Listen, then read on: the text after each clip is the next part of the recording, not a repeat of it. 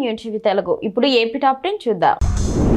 యోగా సాధనతో సంపూర్ణ ఆరోగ్యం లభిస్తుందని కృష్ణా జిల్లా స్పోర్ట్స్ అథారిటీ అధికారి కె ఝాన్సీ లక్ష్మి అన్నారు. యోగాంధ్ర కార్యక్రమంలో భాగంగా మచిలీపట్నంలోని ఈడేపల్లి గానుగకొట్టు సెంటర్ నుండి సిడింబి అగ్రహారం మున్సిపల్ పార్క్ వరకు యోగా ర్యాలీ నిర్వహించారు. ఈ సందర్భంగా ఝాన్సీ లక్ష్మి మాట్లాడుతూ యోగా అనేది శరీరం, మనస్సు, ఆత్మను సమతుల్యం చేసే ప్రాచీన భారతీయ శాస్త్రమన్నారు. గత ఎన్నికల్లో ఎన్డీఏ కూటమి ఇచ్చిన సూపర్ 6 హామీలను అమలు చేయడంలో విఫలమైందని, వెంటనే ఆ పథకాలన్నీ అమలు చేయాలని తూర్పుగోదావరి జిల్లా కాంగ్రెస్ పార్టీ అధ్యక్షులు టీకే విశ్వేశ్వర్ రెడ్డి డిమాండ్ చేశారు. రాజమండ్రి ప్రెస్ క్లబ్ వద్ద ఆయన మాట్లాడారు. టీడీపీ మహానాడు కేవలం లోకేష్ ను హైలైట్ చేయడానికే జరిగిందన్నారు. చంద్రబాబు లోకేష్ ను హైలైట్ చేసి సీఎం చేస్తారే కానీ పవన్ కళ్యాణ్ కు అవకాశం ఇవ్వరన్నారు. పొంగనూరు పట్టణంలో బెస్తా వీధిలోని శ్రీ సిగుటూరు గంగమ్మ ఆలయంలో ప్రత్యేక పూజలు జరిగాయి. వేకువజామునే అమ్మవారి శిలా విగ్రహాన్ని ఫల పంచామృతాలు, సుగంధ ద్రవ్యాలతో అభిషేకించి అలంకరించారు. తర్వాత ఆ ప్రాంత వాసులు గంగమ్మను దర్శించుకున్నారు.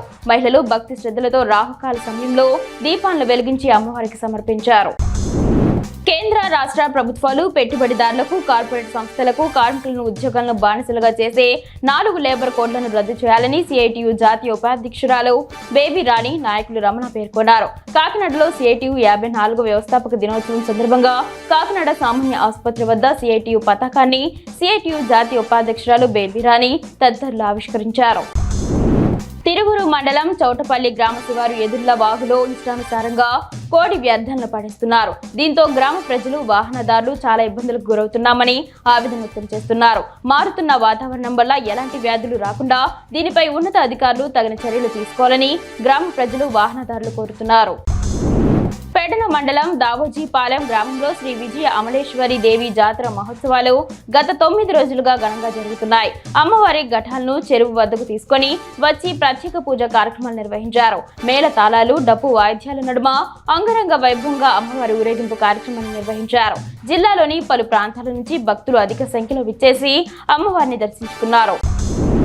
జమ్మలమడుగు నియోజకవర్గం గండికోటను ఎమ్మెల్యే ఆదినారాయణ రెడ్డితో కలిసి కేంద్ర మంత్రి పెమ్మసాని చంద్రశేఖర్ సందర్శించారు. ప్రపంచంలో చాలా అందమైన ప్రాంతాలను చూశాం. ఇలాంటి శత్రు దుర్భేద్యమైన కోట, లోయ ఎక్కడా లేవు అని, ఇక్కడున్న విశాలమైన కొండలు, లోయలు చూస్తుంటే నా మనసు పులకించిందని అన్నారు. అద్భుతమైన పెన్నాలోయ అందమైన గండికోటను 78 కోట్ల రూపాయలతో అభివృద్ధి చేయనున్నామని ఆయన తెలిపారు.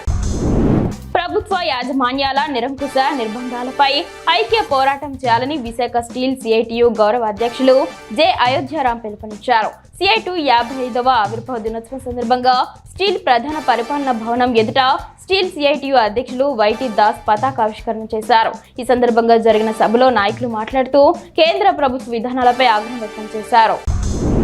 ఆర్డీటీపై ఆంక్షలు తొలగించాలని సిడబ్ల్యూసీ మెంబర్ ఎన్ రఘువీరరెడ్డి పేర్కొన్నారు. మడకశిర మండలం నీలకంఠాపురం గ్రామంలో ఆయన మాట్లాడుతూ ప్రధాని, కేంద్ర మంత్రి, ఏపీ ముఖ్యమంత్రి, డిప్యూటీ సీఎం, రాష్ట్ర మంత్రులకు లేఖ రాసినట్లు తెలిపారు. ఆర్డీటీ సంస్థ 4,50,000 పైగా కుటుంబాలకు విద్య, వైద్య, వ్యవసాయం, అనేకమైనటువంటి సంక్షేమ అభివృద్ధి కార్యక్రమాలు చేపట్టిందని తెలిపారు. ఆదోని పట్టణంలోని భీమిరెడ్డి కాలనీలోని ముస్లింలకు మరిన్ని మౌలిక సదుపాయాలు కల్పిస్తామని ఎమ్మెల్యే డాక్టర్ పార్థసారథి అన్నారు. ఆదోనిలో ఎమ్మెల్యేను ముస్లిం కాలనీ వాసులు కలిసి వారి సమస్యలను పరిష్కరించాలని కోరారు. కాలనీలో ఉర్దూ పాఠశాల శిథిలావస్థకు చేరుకుందని, ప్రస్తుతం కమ్యూనిటీ హాల్లో పాఠశాల నిర్వహణ చేస్తున్నట్లు తెలిపారు. ప్రభుత్వం ఉర్దూ పాఠశాల కాలనీలో వసతులు కల్పించాలని తెలిపారు.